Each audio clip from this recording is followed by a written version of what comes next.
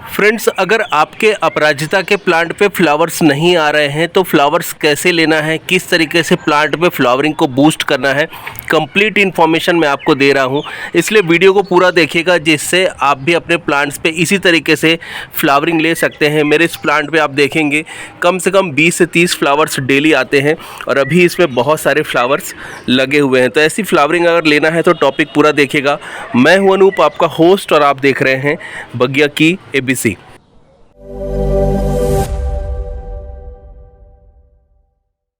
Friends, अपराजिता के plant पे flowers लेने के लिए कुछ बातें हैं जिनको आपको ध्यान रखना है। अपराजिता का प्लांट सनलाइट बहुत ज़्यादा पसंद करता है। इस प्लांट को अगर आप लो लाइट में रखते हैं, कम धूप में रखते हैं, तो ये प्लांट आपको फ्लावरिंग नहीं करके देगा। और अगर इसे धूप कम मिलती है तो इसमें फ्लावर्स भी कम आएंगे। तो सबसे पहला काम जो करना होता है अपराजिता के प्लांट को फ्लावरिंग के लिए प्रमोट करने के लिए, तो आपको इसे फुल सनलाइट में रखना है। मेरा ये प्लांट नॉर्थ ईस्ट डायरेक्शन में रखा हुआ है, जहाँ पे इसे सुबह की करीब 8 बजे के बाद से लेके शाम को 5 बजे तक की पूरी धूप मिलती है। पूरे दिन की धूप इसे मिलती है। तो प्लांट को 7 से 8 घंटे की कम से कम धूप मिलती है।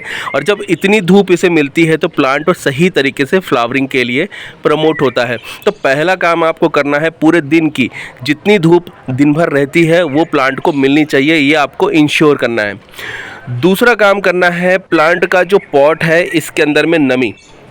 आप यहाँ पे देखेंगे मैंने एक बोतल यहाँ पे बांध रखी है और बोतल के अंदर में पानी भी आपको दिख जाएगा भरा हुआ है और हल्का हल्का यहाँ पे नीचे गिर रहा है।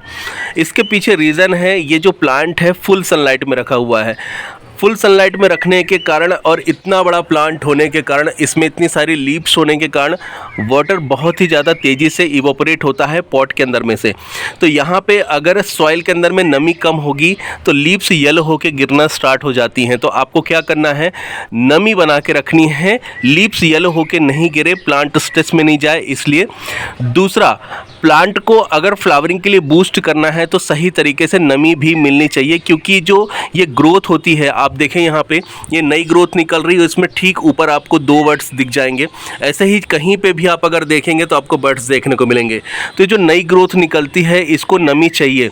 अगर नमी कम होगी तो यहाँ पे ग्रोथ नहीं निकलेगी। तो इसलिए पॉट के अंदर में नमी बना के रखनी है। दूसरा रीज़न है नमी के लिए, नई ग्रोथ के लिए, साथ में इतनी सारी लीव्स हैं इनको बचाने के लिए। तीसरा जो इसमें है रीज़न नमी बनाने का, आप अगर यहाँ पे देखेंगे तो ऊपर के साइड में आपको यहाँ पे रूट्स दिख जाएंगे। देखिए वाइट कलर की दिखने लग जाएंगी, यहाँ पे ये दिख रही हैं आपको रूट्स, यहाँ पे दिखने लग जाएंगे। देखिए वाइट कलर की जो दिख रही है रूट्स है, तो बिल्कुल टॉप पे इसकी रूट्स होती हैं। ऊपर की साइड में देखिए ये रूट्स हैं, ऊपर की साइड में होती हैं। तो ये फीडर रूट्स होती हैं, इन्हीं के थ्रू प्लांट न्यूट्रिशन अपटेक करता है, मॉइस्चर अपटेक करता है। और अगर ये टॉप सॉइल जो है इसकी अगर ड्राई हो जाती है तो प्लांट को सही तरीके से नमी नहीं मिलती है, इसलिए कितनी भी ग्रोथ हो रही है वो सूखने लग जाती है। तो बर्ड्स अगर आपके सूख जाएंगे तो गिर जाएंगे, तो आपको प्लांट पे बर्ड्स आने के बाद में भी फ्लावर्स नहीं मिलेंगे। तो 3 काम जो है नमी से रिलेटेड वो मैंने आपको बताए हैं। पहला, लीव्स को बचाने के लिए।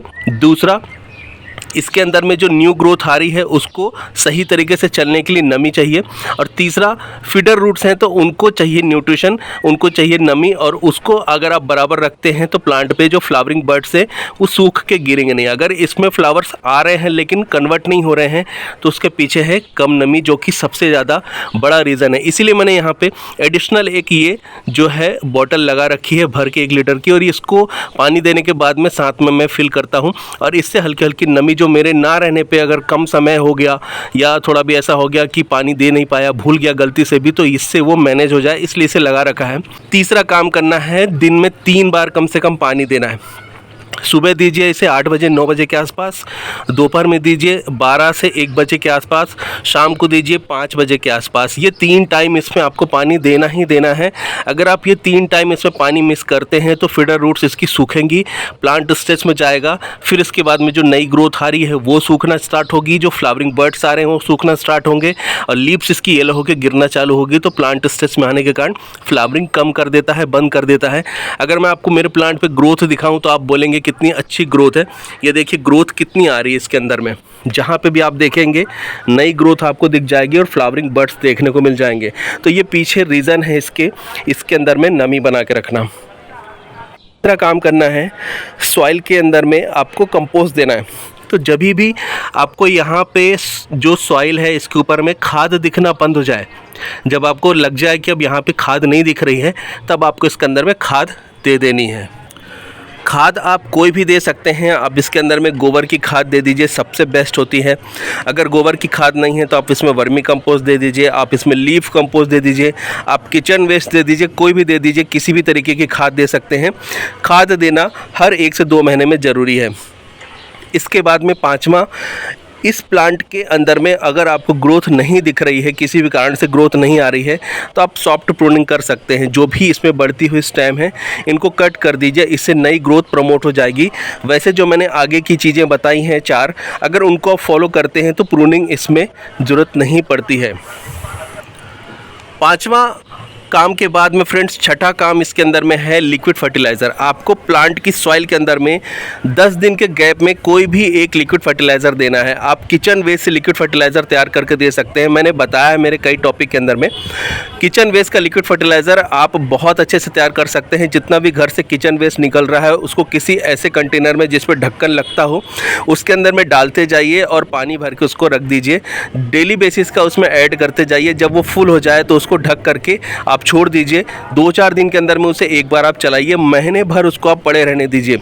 जब वो पूरे तरीके से डिकम्पोज हो जाए तब उसको आप 5 गुना पानी के अंदर में मिक्स करके अपने प्लांट के अंदर में दीजिए।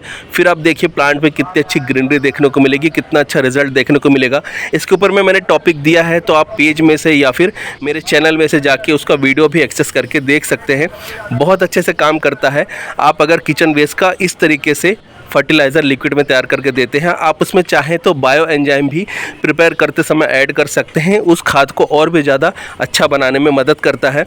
खाद अगर आप लिक्विड फॉर्म में दे रहे हैं तो आपको शाम के समय देना है, इस बात को ध्यान रखना है। और दिन में आप इसमें गोबर की खाद या कंपोस्ट अप्लाई कर सकते हैं, सुबह के समय या दोपहर के समय भी। लेकिन लिक्विड फर्टिलाइज़र हमेशा शाम के समय देना है, 5 बजे के आसपास। इस बात को आपको ध्यान रखना है। फ्रेंड्स 7वां काम इसमें आपको करना है, आपको इस प्लांट की सॉइल के अंदर में गुड़ाई नहीं करनी है। ध्यान से सुनिएगा, गुड़ाई नहीं करनी है। उसके पीछे रीज़न है, जो फीडर रूट्स हैं ऊपर रहती हैं, आधा इंच या मुश्किल से 1.25 इंच ऊपर में ही आ जाती हैं, इतनी ऊपर रहती हैं सॉइल से। अगर आप उनको गुड़ाई करके तोड़ देंगे, काट देंगे, तो प्लांट को न्यूट्रिशन अपटेक करने में प्रॉब्लम आएगी, ग्रोथ में प्रॉब्लम आएगी।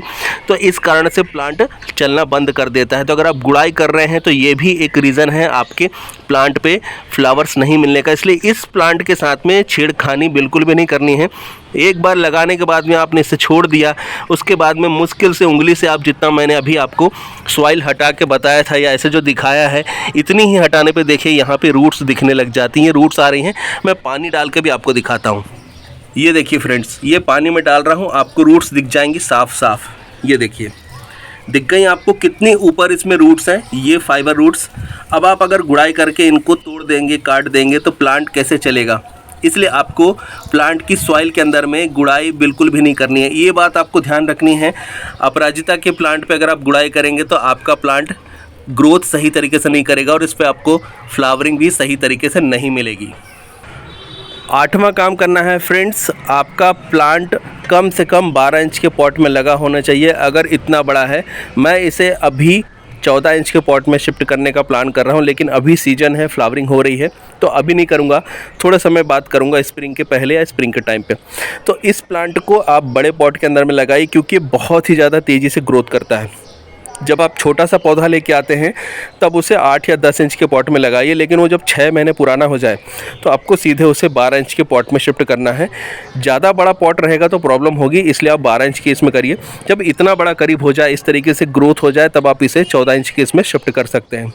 क्योंकि ये प्लांट बहुत तेज़ी से ग्रोथ करता है तो इसकी रूट्स बहुत तेज़ी से बढ़ती है, इसलिए बार बार रिपोर्टिंग भी इसे सूट नहीं करता है। अगर आप बार बार इसकी रिपोर्टिंग करेंगे, बार बार इसकी रूट प्रूनिंग करेंगे, तो ग्रोथ आपको सही तरीके से नहीं मिलेगी, फिर फ्लावरिंग नहीं मिलेगी। तो आपको क्या करना है, एक बार इसे अच्छा बड़ा पॉट के अंदर में लगा देना है और फिर इस तरीके से आपको इसकी सॉइल के अंदर में आपको वाटरिंग करनी है और जो मैंने आपको प्रोसेस बताया है वो करना है। अब मेरे प्लांट पे मैं आपको वाटरिंग और भी करके दिखा देता हूँ। अभी आपने देखा मैंने आपके सामने पानी डाला है, ये कितना पानी एक बार में ले लेता है, मैं आपको ये भी दिखा देता हूँ, जिससे आपको समझ में आएगा कि इसे वाटरिंग करना क्यों ज़रूरी है और किस तरीके से वाटरिंग करना है। फ्रेंड्स, ये 1-1 लीटर की दोनों केन है और इससे मैं आपको वाटरिंग करके दिखा रहा हूँ।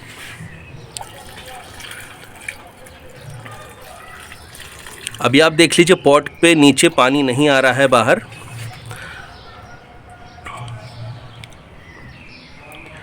और ये धीरे धीरे पानी पूरा इसमें देते जाएंगे और ये पूरा पानी ऑलमोस्ट एब्जॉर्ब कर लेगा।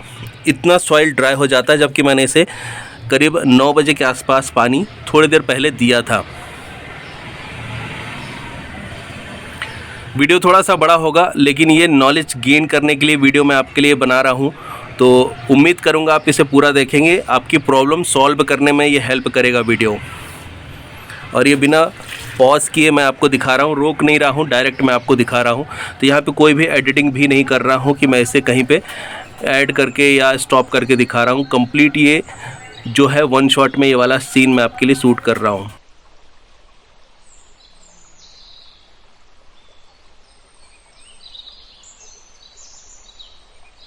धीरे धीरे पानी नीचे जाता जा रहा है और इसमें पानी मैं नया ऐड भी करते जा रहा हूँ। तो इस तरीके से आप देखिए ये 1 लीटर पानी ऑलमोस्ट ख़त्म होने वाला है और मैंने सुबह 9 बजे इसमें वाटरिंग करा था। तो इतनी सारी लीफ होने के कारण, ये जो इतना घना और इतना हरा भरा पेड़ होने के कारण इसमें पानी ज़्यादा लगता है। और अभी तक आप देखें नीचे से पानी नहीं निकला है। किसी भी पॉट में अगर आप 1 लीटर के आसपास पानी डाल दें तो उसमें से पानी बाहर तुरंत ही निकलने लग जाता है। आपने नोटिस भी किया होगा, लेकिन यहाँ पे आप देखें अभी तक पानी नहीं निकला है। तो ये एक रीज़न है इस प्लांट के ज़्यादा फ्लावरिंग करने के पीछे और इसको ज़्यादा पानी देने के पीछे। अगर आप इसे पानी कम देंगे तो आपका प्लांट डेफिनेटली फ्लावरिंग कम करेगा, आपको इसमें रिज़ल्ट कम मिलेगा। इस बात को आपको ध्यान रखना है। ये देखिए 1 लीटर पानी मैं इसमें दे चुका हूँ और नीचे आप देख लीजिए 1 बूंद भी नहीं निकला है। 9वां काम करना है फ्रेंड्स, प्लांट के ऊपर में अगर फली बन रही है, इस तरीके से फली तैयार हो रही है, तो ये जो फली है इसको आपको निकाल देना है। 2-4 फली अगर प्लांट पे है तो इससे कोई फ़र्क नहीं पड़ता है, लेकिन अगर आपके प्लांट पे फली बहुत ज़्यादा बन रही हैं, बहुत ज़्यादा आपने इसमें छोड़ रखी हैं, तो उनको निकाल देना है। प्लांट अपनी जितनी भी एनर्जी होती है, जितना भी न्यूट्रिशन आप प्लांट के अंदर में देते हैं, वो सारा कुछ प्लांट फली को तैयार करने में, उसके अंदर में बीज को तैयार करने में, उसे प्रिपेयर करने में अपनी पूरी एनर्जी न्यूट्रिशन खर्च कर देता है। तो ऐसे में जब आप इसके अंदर में फीड करा रहे हैं तो वो आपको फ्लावरिंग में ना जाके फली को कन्वर्ट करने में हेल्प कर रहा है। और प्लांट पे अगर आपको फ्लावर्स चाहिए तो आपको फली को रिमूव करना रहेगा। तो 2-4 छोड़ के बाकी सारी निकाल दीजिए, इससे आपके प्लांट पे फ्लावर्स बनने लग जाएंगे, क्योंकि एनर्जी जो है वो सही डायरेक्शन में जाके काम करने लग जाएगी। 10वां और सबसे महत्वपूर्ण काम है प्लांट के ऊपर में जितने भी फ्लावर्स बनते हैं इनको तोड़ना। अगर आप फ्लावर्स को नहीं तोड़ेंगे तो ये 2 से 3 दिन बाद फली में कन्वर्ट होने लग जाते हैं। तो आपको प्लांट पे जितने भी फ्लावर्स बनते हैं उनको तोड़ लेना है। अब कुछ लोगों ने मुझे बोला कि सर इतने फ्लावर्स क्या करेंगे, तो आप ये फ्लावर्स को सुखा करके रख लीजिए, इन्हें आप चाय में डाल के इन्हें ऐसे ही तोड़ के खा सकते हैं, या इसका आप कोई भी खाना बनाते समय उसमें ऐड कर लीजिए। हेल्थ के लिए बहुत ही ज़्यादा फ़ायदेमंद होते हैं। तो बहुत ही ज़्यादा फ़ायदेमंद है फ्लावर्स। इसमें अगर आपको ज़्यादा मिल रहे हैं तो आप इन्हें तोड़ के चाय बनाने के लिए, काढ़ा बनाने के लिए, खाने में डाल के कहीं पे भी डायरेक्ट खा लीजिए। हेल्थ बेनिफिट बहुत अच्छे हैं, फ़ायदा मिलेगा। दूसरा फ़ायदा मिलेगा, ये फ्लावर्स जब सूख के फली में कन्वर्ट नहीं होंगे तो आपके प्लांट पे लगातार फ्लावरिंग होती रहेगी। तो आपको फ्लावर्स तोड़ लेने हैं। अब आपके मन में एक सवाल आ सकता है, यार सुबह सुबह फ्लावर्स तोड़ लेंगे तो पूरा प्लांट खाली हो जाएगा। तो आप शाम को 5 बजे के आसपास फ्लावर्स तोड़ लीजिए और उन्हें एयर ड्राई करने के लिए रख दीजिए शाम के समय। दूसरे दिन हल्का सा धूप दिखा देंगे तो पूरे तरीके से फ्लावर्स ड्राई हो जाएंगे, जिन्हें आप स्टोर भी कर सकते हैं। अपराजिता के फ्लावर्स टेस्टलेस होते हैं, तो आप इसे किसी भी तरीके से किसी भी फूड में यूज़ कर सकते हैं, और इसे आप चाहें तो डायरेक्ट ऐसे भी तोड़ के खा सकते हैं। बहुत ही ज़्यादा मीठे लगते हैं अगर आप इसे डायरेक्ट ऐसे तोड़ के खाते हैं। तो फ्रेंड्स, 2 महत्वपूर्ण बातें जो कि प्लांट से रिलेटेड हैं, इन्हें बताना ज़रूरी है, तो मैं इसे भी आपको बता रहा हूँ। पहला है, प्लांट के ऊपर में शाम को 5 बजे के बाद में आपको पानी नहीं डालना है। काफ़ी लोगों ने मुझसे पूछा है कि हमारे प्लांट के ऊपर में फंगस लग जाती है। जनरली हम प्लांट के ऊपर में शाम के समय जब पानी देते हैं तो हम पौधे के ऊपर में भी पानी दे देते हैं। अगर आपको प्लांट को नहलाना है तो आप दिन में सुबह के समय नहलाइए, जितना नहलाना है, जितनी मर्जी उतना नहलाइए। लेकिन शाम को 5 बजे के बाद में प्लांट की लीव्स के ऊपर में 1 बूंद भी अगर आप पानी छोड़ते हैं और वो अगर रह जाता है तो फंगस को क्रिएट करने में हेल्प करेगा। शाम के समय फंगस एक्टिव हो जाता है।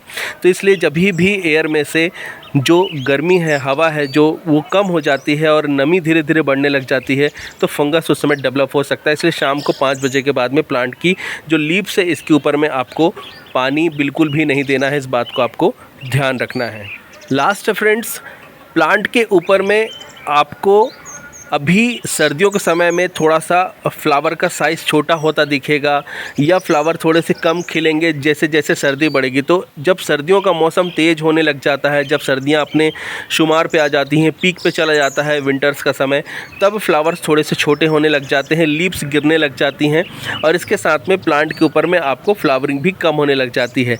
लेकिन जब तक टेम्परेचर अच्छा बना हुआ है, करीब 25 डिग्री के ऊपर है, तब तक आपको इसमें अच्छी फ्लावरिंग मिलेगी, आपको प्लांट भी सही चलता दिखेगा। तो आपको इस बात का ध्यान रखना है कि अगर सर्दियां तेज़ हो रही हैं तो लीव्स येलो होकर भी गिरेंगी, फ्लावर्स के साइज भी छोटे होंगे और इसके साथ में धीरे धीरे फ्लावरिंग भी कम होगी। तो जितना ज़्यादा धूप आप बढ़ा कर रखेंगे उतना ज़्यादा फ़ायदा आपको मिलेगा। इसलिए पूरे समय प्लांट आपका फुल सनलाइट में होना चाहिए। लेकिन गर्मियों के समय में जब बहुत ज़्यादा तेज़ धूप होती है, करीब 40 से 45 डिग्री के आसपास का टेम्परेचर हो जाता है, तब खड़ी धूप में प्लांट को चल पाना थोड़ा सा मुश्किल होता है। तो उस समय इसे हल्का सा शेड चाहिए 1-1.5 महीने 2 महीने के लिए, जिस समय खड़ी धूप ज़्यादा तेज़ होती है, जिस समय दिन में 12 बजे के बाद से लेकर 3 बजे के बीच में प्लांट सर्वाइव नहीं कर सकते हैं। उस टाइमिंग में 40 से 45-50 डिग्री के टेम्परेचर में आपको बचाना है। अदरवाइज़ प्लांट को फुल सनलाइट में पूरे दिन की जितनी ज़्यादा धूप दे सकते हैं दीजिए, प्लांट आपका उतना अच्छे से चलेगा, उतनी ज़्यादा फ्लावरिंग करेगा। मेरा ये प्लांट पूरे साल इसी तरीके से फ्लावरिंग करता है। सो इन्फॉर्मेशन यहाँ पे ये थी जो कि प्लांट में फ्लावरिंग को लाने में हेल्प करेगी और इससे आपका प्लांट अच्छे से फ्लावरिंग करना स्टार्ट करेगा या कंटिन्यू करता रहेगा आगे भी। सो फ्रेंड्स, आज का टॉपिक मैं यहीं पे इस इन्फॉर्मेशन के साथ में वाइंड अप कर रहा हूँ। ये टॉपिक, ये इन्फॉर्मेशन आपको कैसा लगा मुझे कमेंट करके जरूर बताइएगा। वीडियो अच्छा लगा है तो इसे लाइक करिए, इसे शेयर करिए, साथ में मेरे फेसबुक पेज को और यूट्यूब चैनल को दोनों को सब्सक्राइब करिए, जिससे आगे भी इसी तरीके से यूज़फुल टॉपिक इन्फॉर्मेशन आपको लगातार मिलते रहें। आप किसी भी तरीके से कम्युनिकेशन के लिए मेरे फेसबुक ग्रुप पर मुझे कॉन्टैक्ट कर सकते हैं, जिसका लिंक आपको डिस्क्रिप्शन पर मिल जाएगा। आप मुझे इंस्टाग्राम पर भी सेम ID से फॉलो कर सकते हैं। टिल देन के लिए friends, bye bye, thank you, happy gardening.